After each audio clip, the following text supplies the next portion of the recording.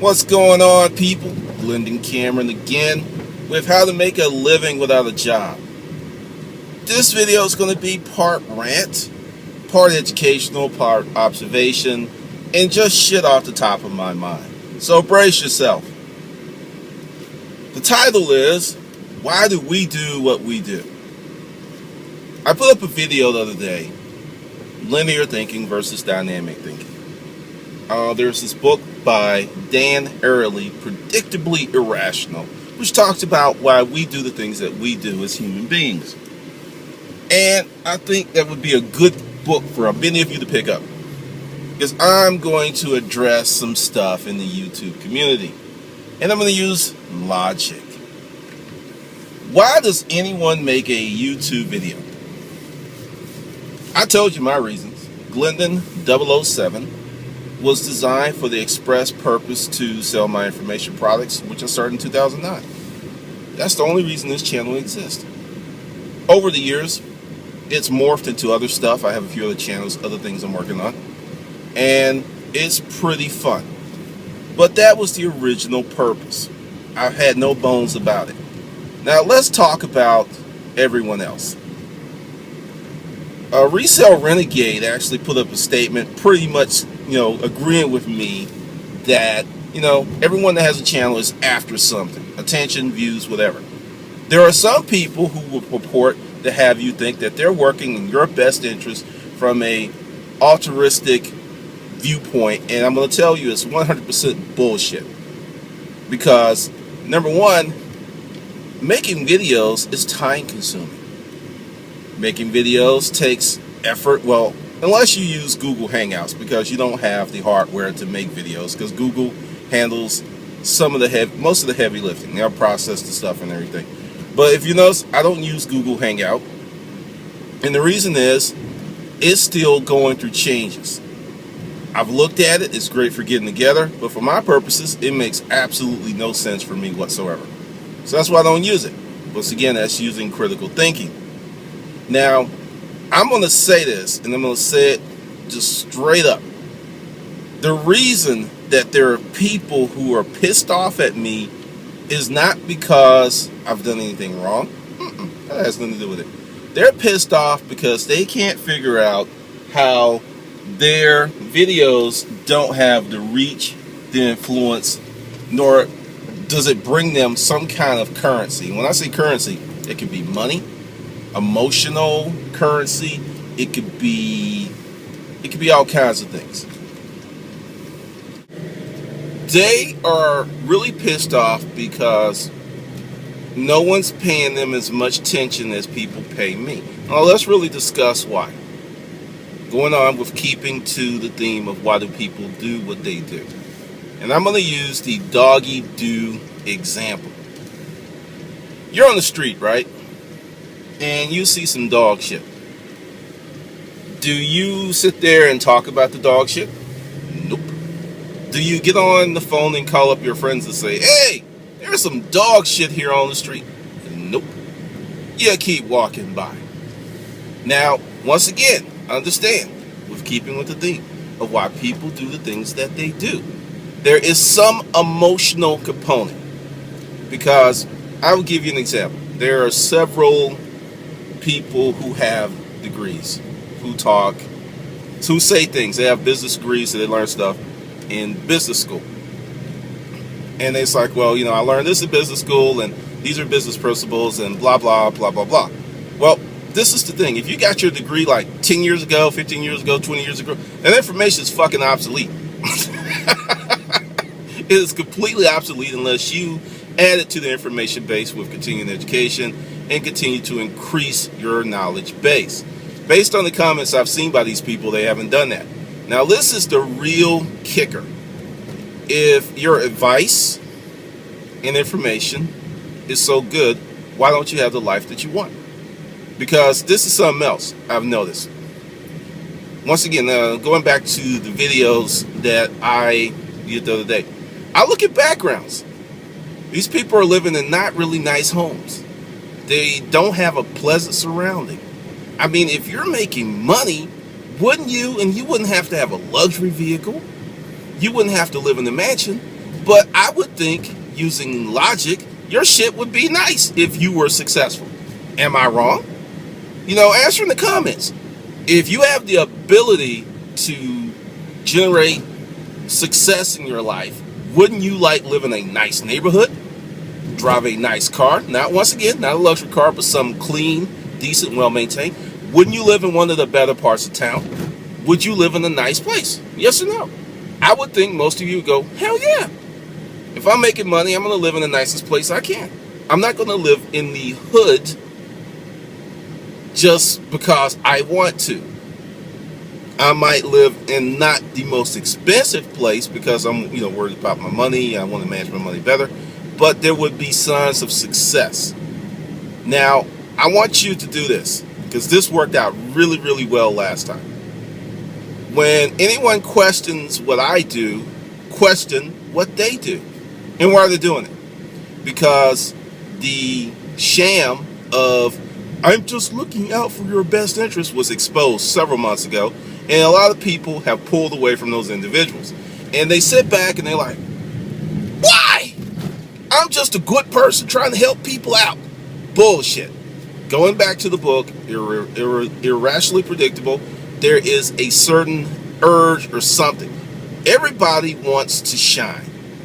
Everyone wants to be better. Everyone wants acknowledgement. People want compliments.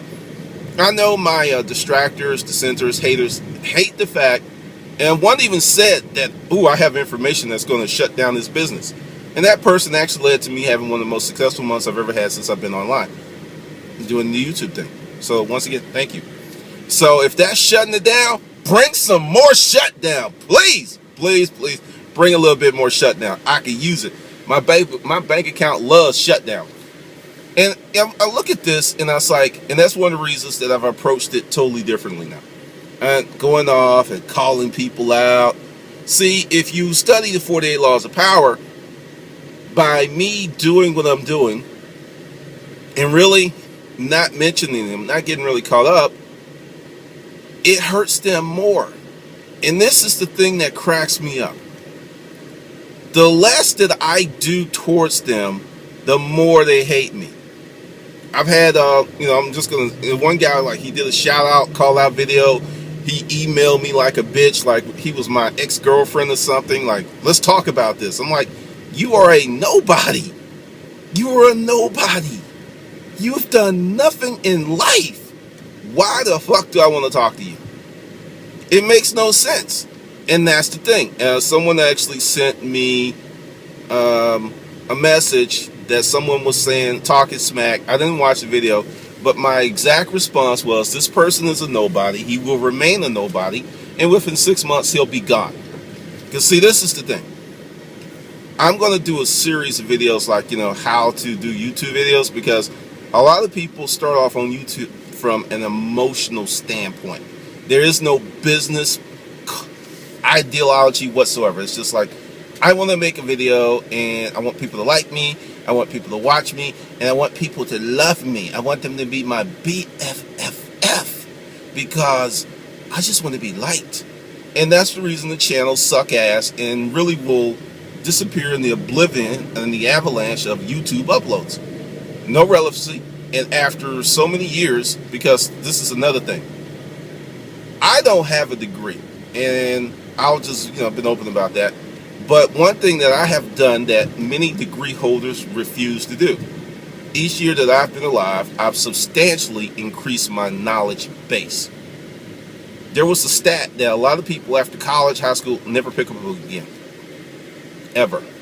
So I look at the folks who are doing this stuff, and then I go back to why they're doing it. Why are they so passionate? Going to the doggy doo-doo thing. Many of us see atrocious things. We see bad things. But we just walk on by.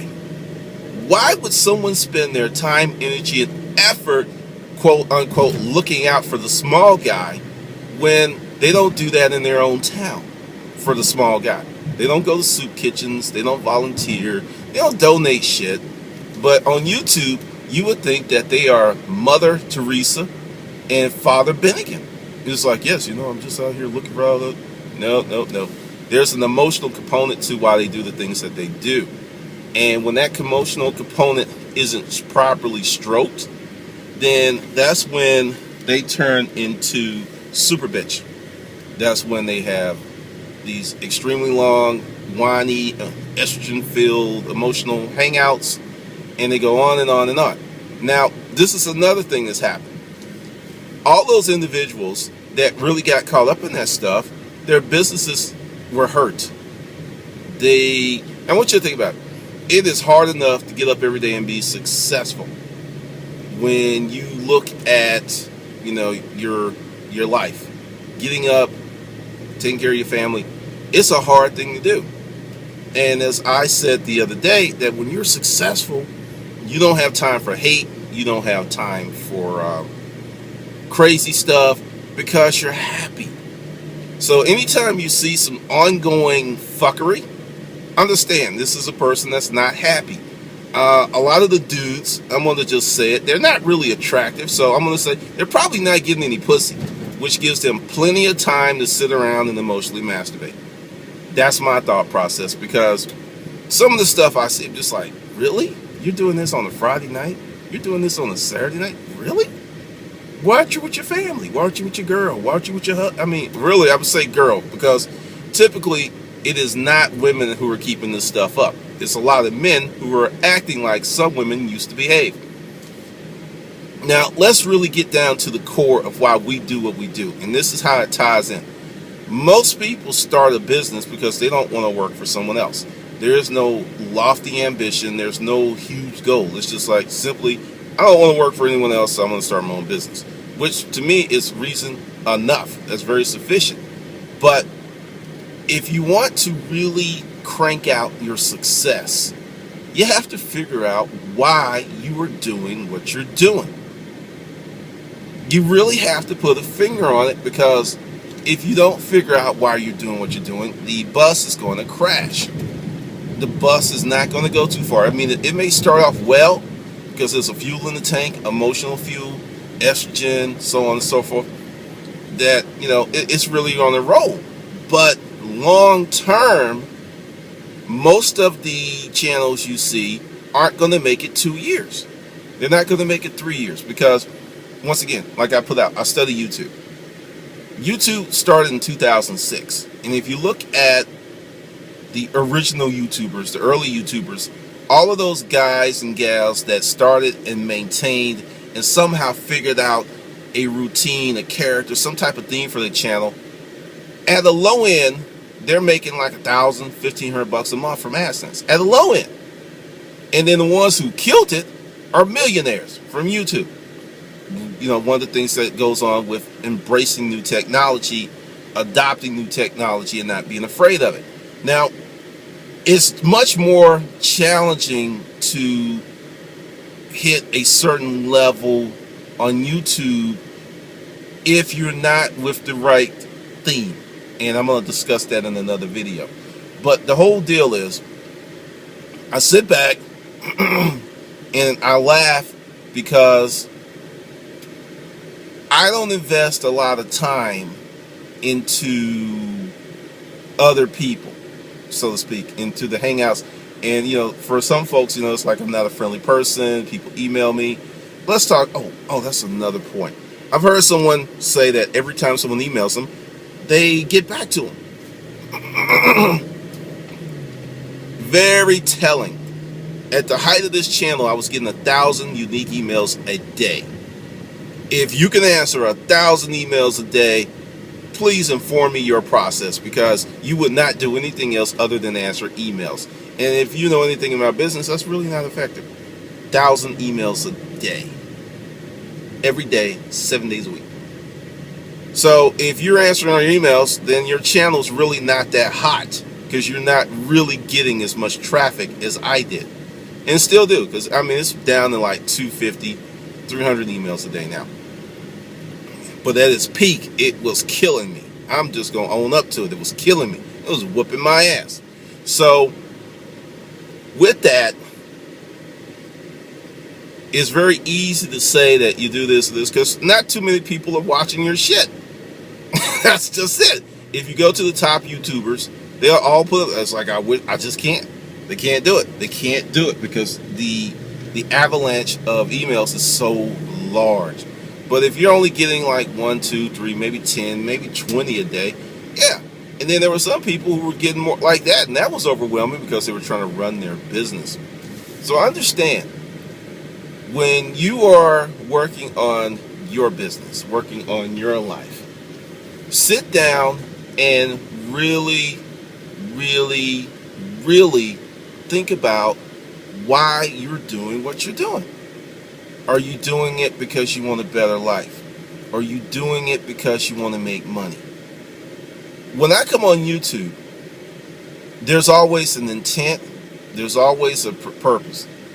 It's contrived like a motherfucker. It's a plan. It's an agenda. You better believe it. Every video, there's an agenda. And I'll tell you the agenda to this one. I am beginning to embrace the fuckery on the higher level. And let me explain what I mean by that.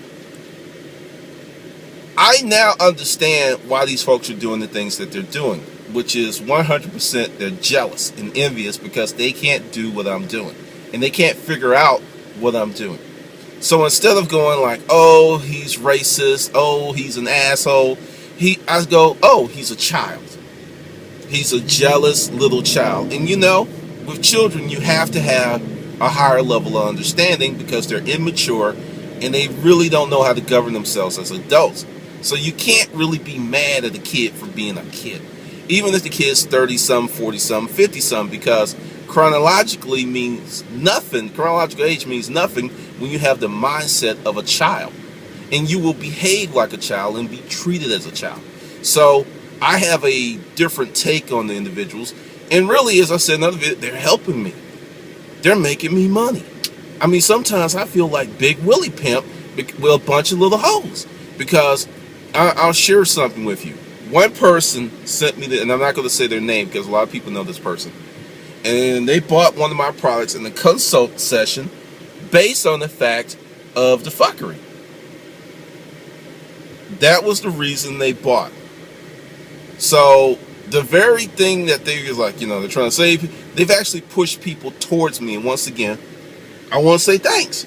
I mean, I have a larger customer base thanks to these guys. I mean, it's like awesome. They are making me money. And this is the thing. They're so childish. They can't help themselves. There's this experiment about, opportunity cost, the marshmallow experience. It's like either eat a marshmallow now or wait a little while and you get 2. But that childish urge to get it now, they can't sit back and be analytical, which is really funny since some of them claim to be deep thinkers and very educated and very knowledgeable about a lot of stuff, when really they're full of shit. Because if they were knowledgeable, they would apply their energy and efforts in other avenues, because frankly, most of them suck on YouTube. Videos are boring as hell, and the only reason that people watch is they make the promise that they're going to teach them something to make money. And I've noticed that a lot of them are running out of steam. They're running out of energy like a battery that's been drained out because they've hit a content threshold. That's another reason that the fuckery ensues, because they don't have anything else to talk about of substance. They can't. And see, this is the thing. The resale YouTube community is extremely small compared to other communities. It's it is niche. The YouTube eBay community alone is far bigger than the reseller community. It's way bigger. And I would think the reseller community is a subset of the eBay community, because there is way more, eBay is a powerful keyword because there's so many people into it. So reseller picking is extremely small. Now, Redneck Picker put out a video a few years ago. The others are coming, and I agree with him. But I see something that I didn't really see coming. Once people get into reselling and picking and see how challenging it is, the fallout rate is pretty high. It's not as high as the storage auction or as quick. It will be roughly, these guys just got tapped. Oh, no damage. I don't know why you tripping. It is totally shaking out, because the thing is, also as a reseller, and I'll give you this information, there is only so far you're going to go working out of your house. This is one of the things I tell in the hustler, some of the hustler mindset training. As a company of you, your income is going to be severely impacted and limited. You're not going to get to six figures, because you're going to wear yourself out unless you use something like Amazon FBA or have some other kind of automation to your process. It's just not going to happen. And that's the thing that these guys don't seem to understand, because they're sitting around and trading information and all this, and that's all wonderful, but you're not going to get to $1 million business doing that. It's not going to happen. And before we get to the I'm not trying to build it bullshit, you're trying to get as much money as you can. You just don't know how to do it. So you tell yourself that you're not trying to do it, so you don't have to suffer the pain of being a failure. Grow up. Grow the fuck up. Because anyone that's not trying to create $1 million business for their family so they can take care of their kids, get them where they need to be, have a decent lifestyle, once again, not luxury, but decent, you're a fool. I don't want to hear this like, oh no, I'm not trying to be as successful as I possibly can be, because I just want to stay at this low level. I don't really want to get any higher than that, because that's for other people. I don't want to do bullshit. You can't do it because you don't know how to do it. And once again, to why people do the things that they do. Everything that we do is an emotional decision. Everything is driven by emotion. And if you realize it about yourself, and you realize what emotions drive you, you can make yourself more powerful and more effective. And sometimes it takes falling down and knocking your face against the concrete. Because, like I said, I will speak on a higher level about these people, but I'll never address them by name because they're nobodies. I will never do a call-out video on one person. I will never do a attack video, or because this is the thing. 6 months from now, they'll be gone. When I was in the storage auction business, this was something that happened. A lot of the old heads wouldn't really talk to you, and this was an old storage auction world. The new one is mostly dominated by new people. They wouldn't talk to you for about 6 months because, 3 months, because mostly that was the period of time when people would come and go. They would come, like one of my good friends, Sonia, said, for every 50 people that came out, one stayed. That is a much higher dropout rate now. I did a video, The Fallen, because people were upset because they weren't as successful as they wanted to be in the storage auction business, with little regard to how fucking hard it is. And that's one of the reasons that my book did well, because I automated and systemized a process that didn't have it. Now there's all these websites, but if you have the ability to go online and go back to the Wayback Time Machine and look at the number of storage auction resources online prior to 2010, there's not that many. Now, let's talk about markets. Now, someone said that this is the big thing, because, it's like, I have a business degree, blah, blah, blah, but never started a business. When I created my first book, because I got this question from someone, did I do market research? And I did not, because I knew from experience that the market was huge. 2009, I was one of the few people on YouTube really talking about storage auctions.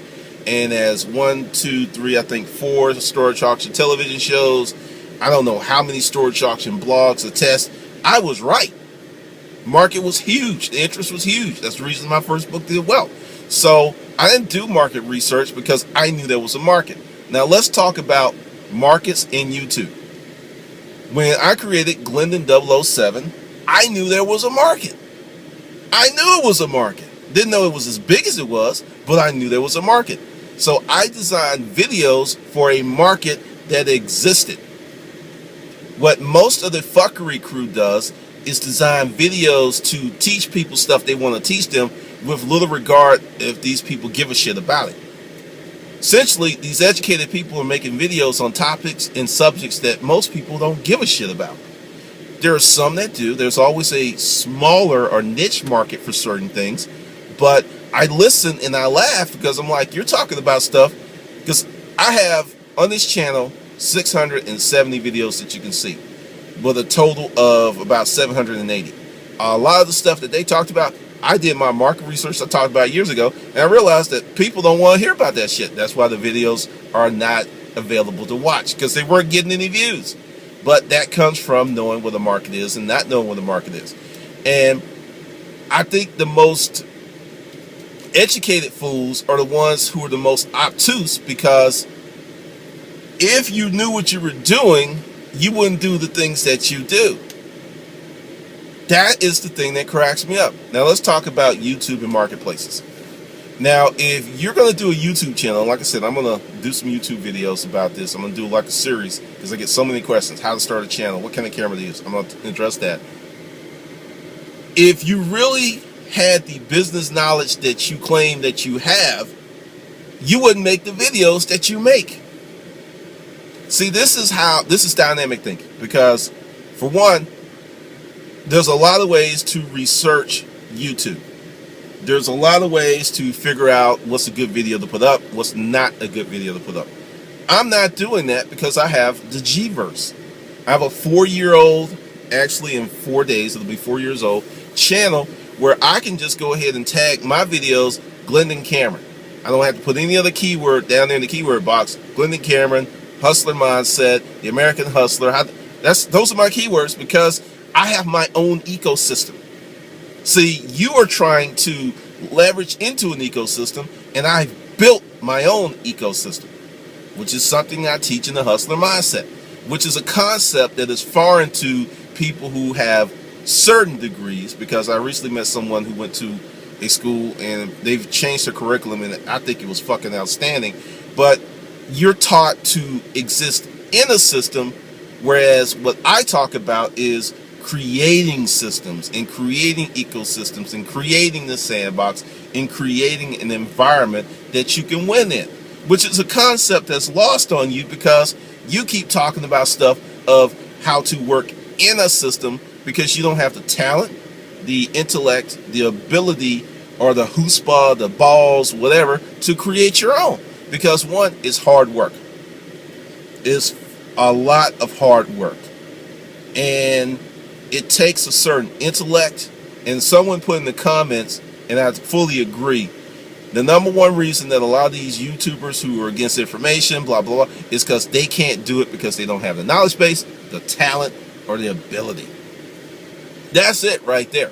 But with creating your own economy, with creating your own marketplace, you have to understand how to read newspapers and look at the economy. I will tell you, this new thing that I'm doing, how to make a living without a job, is something that I'm doing now that's going to benefit me immensely in about 2 years. I'll even share with you what's going on. What I call the disruptive economy. You're going to have a lot of people who have great jobs right now, and due to technology, not to the fact that they don't have the right education, not to the fact that they are bad people or they don't work. No, that has nothing to do with it. You're going to be displaced because of technology, regardless of your education, credentials, whatever. Technology is going to knock your ass out of the ballpark. So I am creating this series, How to Make a Living Without a Job, because there's going to be this huge number of people who are going to find themselves without a job. Another thing is, I'm not going to talk about eBay and Amazon. I'm going to talk about actually, because the thing is, the things that make me the most money is when I create my own stuff. I did really well on the Amazon. I did really well with eBay, but I did fantastically well when I did private label furniture and Conundrum Publishing, when, I'm all on the creator tip. And the thing is, these people can't teach you how to be creators because they haven't created shit. That's another reason they hate me, because they are followers. and they know how to work within a system, which is a good thing. You need to learn how to work within a system before you can exploit it and work outside the system. Once you know the rules and laws of the system, then you can work outside the system. But when you have no orientation, no ability to create your own thing, all you can talk about is systems and other people. You don't have the intellect or the higher level of thought to go in another direction, because it's an information gap. And it's a huge, well, for some of them it's an information canyon, because they can't teach you how to create your own thing. They can just teach you how, like, let's talk about it. You're only going to go so far going to garage sales and flea markets, and you could make six figures doing that. It's going to get substantially harder for the two reasons. Technology and information asymmetry is no longer apparent in the resale community. What I mean by that is Joe Smo garage sale owner can find out the value of his stuff quicker than he ever could before. And as the years go on, more and more of these people are going to do that, and you're not going to get the deals that you were getting at garage sales. Once again, because the economy. A lot of people are going to find themselves without jobs, and they're going to have to make money, and they're going to have to do these things. So technology and the fact that the information asymmetry is not as prevalent as it was, is more and more people are going to figure out how to sell their stuff themselves, and they will not be present at garage sales. Within 5 to 7 years, and I could be totally wrong, I think most larger thrift stores are going to have a eBay, Amazon department. They're going to hire somebody because it would make a ton of financial sense, and they're going to scan everything, and everything that needs to go in those channels will go in those channels. So you're not going to find this stuff at the thrift stores. That's one of the reasons that, other than Amazon FBA, because with Amazon FBA, you can kind of create your own thing. You can actually create a product, because that's what I'm talking about the whole month of August, is how to create digital products, how to create physical products, things that I've done both times. And it's more risk, it's more work, but the reward is there also, because I'm sitting here in the middle of the day making a video, talking to you, and I'm also getting paid while I do this video. I am getting paid. I have money coming to me while I'm sitting on my ass talking information, talking smack, bitch slapping people intellectually, and I'm making money. There are people who are going to watch this video who are going to be more pissed off because they can't do the same thing. And the reason it's not a talent thing, no, it's not a talent thing. It's not an education thing. It is a ego thing. Because one of the things that I had to learn, because I have a lot of YouTubers who are women that I watch, is a lot of men have an ego that is detrimental to their success. I will figure it out. If you were that smart, you would already have the life that you want. If you don't have the life that you want, you're not that smart. A lot of women realize that, and they look for mentoring, and they work. And I'm going to tell you something. There's this whole women empowerment network online that is incredible, and a lot of you don't even know about it, which is a marketplace. I'm telling you, it is huge. It is so huge. And I sit back and I look at it. And that's one of the reasons, and I do a little reselling. Reselling makes up a very small segment of what I do. Most of my income comes from consulting. And I consult a lot in the physical world. I have people all the time like saying, hey, I saw your YouTube video. Could you do this for me? Could you do that? I make a lot of money consulting. More than selling books, more than the Hustler Mindset Project. But once again, when that little person who is a child was saying, I'm going to destroy his business, you have to know where my business is before you can destroy it. See, this is the thing. When I say YouTube is extremely powerful, mark my words. YouTube got me a consulting gig in Germany. See, that's why I make all these videos. That's why I'm working on the G-verse and I'm tagging my stuff Glenn and Cameron. Because there'll be this block of information of videos that people come in. And I'll tell you something else. If you make videos on YouTube, don't delete your videos unless it's just really shitty or it doesn't serve a purpose. If it's getting views, leave it up. Because a video that I made damn near 4 years ago is how I got the German consulting job. And I'll tell you, it paid me $2,400 for about 20 hours work. Not bad. Not bad money. And the person was happy, I was happy, and it was a wonderful thing. So, understand, when you're doing these YouTube videos, excuse me, to, quote, call me out, you're fucking yourself, because you could do a YouTube video to build your business, to call a customer to you. And also, I'm going to tell you another little secret. If you don't have a real large subscriber base, when you call me out, not that many people are going to learn about that video. So you're emotionally masturbating, you're wasting your time, you're wasting your resources, and then the people that do hear about it, they look at your body of work, and then they're like, this person's an idiot, because that's what someone told me. It's like, I was looking at so-and-so's video, and he's talking about you, and I came over to your stuff, and your channel's way better. So this is why I'm like, I'm in a really happy place, because it is funny how this stuff keeps happening. And I mean, I'm sorry, and it's making me smile because I've had so many emails about this stuff, and it just tells you that at large, the YouTube community is a great place. It's a wonderful place. It's an awesome place. And if you know what you're doing, and if you study YouTube, you can make a lot of money here. You can do fantastically well.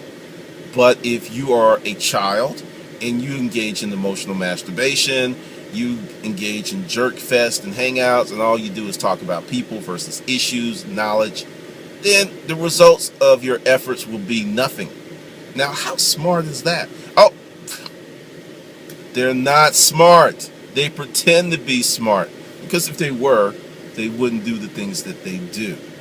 Now, this is another thing, and I'll tell you, there was a large company that came after me because of some videos I had, and it got legal. Guess who won? Yep, I did.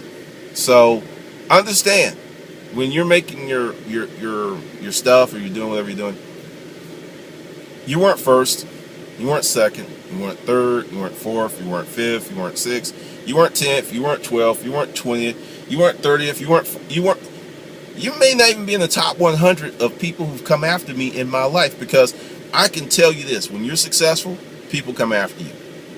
They come after you because success brings two types of people to you. They bring people, first and foremost, that are good for you. It brings people to you that can help you become even more successful. And that's really the larger chunk of the folks that come to you. The other smaller subset of evil trolls also come. And I really looked at it the wrong way my first 2 years on YouTube. And really, this year, I think I grew a lot more in that regard, because when I realized that these people were actually helping me more than they were hurting me, it was like, holy moly, I don't believe this shit. This is crazy. When you really look at the numbers and the metrics.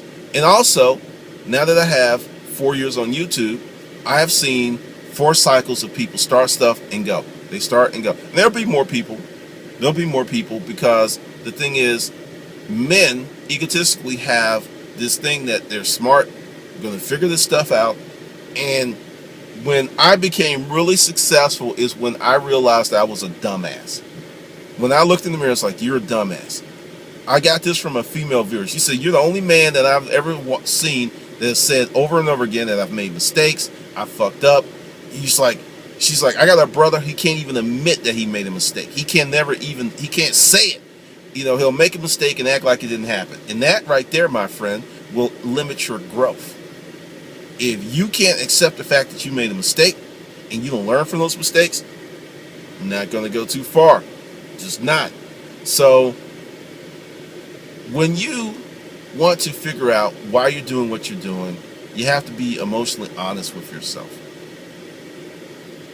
I wrote my first book as a self-indulgent, self-serving measure to make money. It also helped out people But that was first criteria. I wanted to make money. I am one of those rare people that doesn't really think making money is this huge, emotional, crazy thing. Because you'll hear people like, if you like, I tipped someone $100 one time. They say, "Oh, that's too much." It's like, no, it's not. And let me tell you something. I gave it to you. You can't give it back. And take it and go. And she took the money and smiled. A lot of people feel that money's cheap, and also I will talk about that in another video. That's part of indoctrination from the powerful. Read the 48 Laws of Power. If you have in you this ability that too much money or money's bad, that is indoctrination to keep you on a low level. That's indoctrination to keep you poor, independent, and always working to make the more powerful even more powerful. Because understand, the difference between you and that person that you may admire, whoever that may be, is they took action and they did not buy into the indoctrination. What's the lady that made Spanx? She made a garment to make women look better in their clothes. She became a billionaire off an undergarments business. Spanx, She took action. She went out there and did her thing. You can do the same. So when you're sitting there on YouTube and you're getting ready to do your video, I want you to think about, why are you doing it? Do you want to make money? Do you want attention? Do you want to share your views with the world?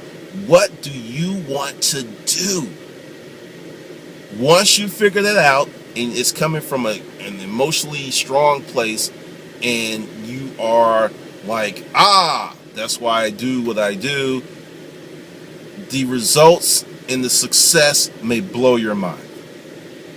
It may totally and utterly blow your mind. But as long as you are a fake person, and that's something else that's very ironic, the irony is just so sheer, you can see through it, is many of the people who said I was fake are actually the most fake people on the earth, because they're doing shit and they're not honest with themselves. That's fake. They juke themselves. You know how the guy does the double crossover, break your ankle cross? They did that to themselves mentally. They don't even know what they're doing. And they can't figure out why they're successful.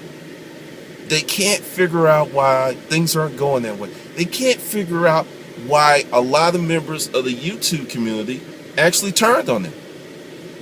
I saw it happen. I predicted it. It's like, oh, these people are going to self-implode. And they're like, we can't figure out, we say some stuff and people just don't like us because you're dumbasses and you're saying the wrong thing. Sure, there's a little crowd of haters and small, poor people. And when I say poor, I'm talking about mental poverty. And they hang out and they commiserate. And they're just like, yeah, life sucks. I'm struggling. This shit's not selling. I get more non-paying, blah, blah, blah, blah. Misery loves misery. And they just commiserate on that level. And that's one of the reasons that I did not join the posse. And I try to think how fortunate that I am that I can do this for a living, have fun, talk smack, and make money at the same time. When you really think about it, it's an amazing world. And I will tell you, the next 10 years will be fucking amazing if you have the right mental orientation. If you are mentally poor, next 10 years are going to be scary for you, because you're going to keep looking at not the glass being half empty. You're going to keep looking at there's no glass on the fucking table. You're going to feel that you're on the outside. You're going to feel that the world did you wrong. So many bad things because you don't have the right mental orientation. Something to think about. All right, this is Glendon. I will see you on the good side.